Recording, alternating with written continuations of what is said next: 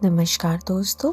आज की हमारी कहानी है आवाज मत निकालो, एक कोरियन हॉरर स्टोरी। यह कहानी कोरिया के एक छोटे से गांव की है, जहां पुराने जमाने में एक शापित घर हुआ करता था।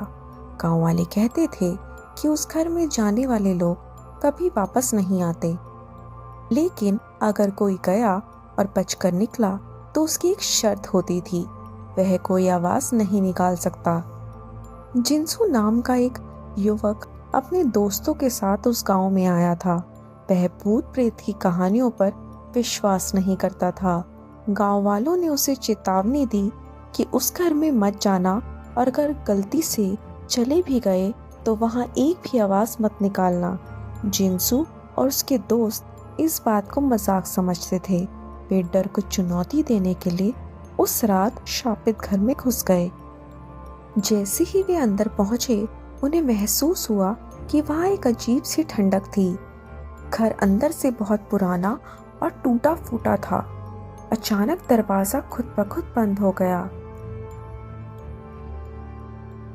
सीढ़ियों पर किसी के कदमों की आवाज आने लगी।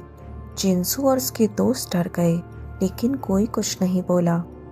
एक दोस्त ने टॉर्च जलाकर ऊपर की ओर देखा। वहां एक काली परछाई थी जो उनकी ओर देख रही थी। फिर अचानक उनके पास पड़ी पुरानी लकड़ी की अलमारी तेजी से हिलने लगी। डर के मारे उनके एक दोस्त मिंसू के मुंह से चीख निकल गई। ऐसे ही उसकी आवाज निकली, घर में हर चीज हिलने लगी। भागो, जिनसू ने इशारों में कहा, लेकिन बहुत देर हो चुकी थी। मिंसू को किसी अदृश्य ताकत ने पकड़ लिया और अंधेरे में खींच लिया। बाकी दोस्त जान बचाकर भागे। किसी तरह जिनसू और उसके दो दोस्त दरवाजा खोलने में कामयाब हो गए और बाहर निकल आए। लेकिन जब उन्होंने पीछे मुड़कर देखा, मिंसू कभी बाहर नहीं आया। गांव के बुजुर्गों ने कहा, हमने पहले ही चेतावनी दी थी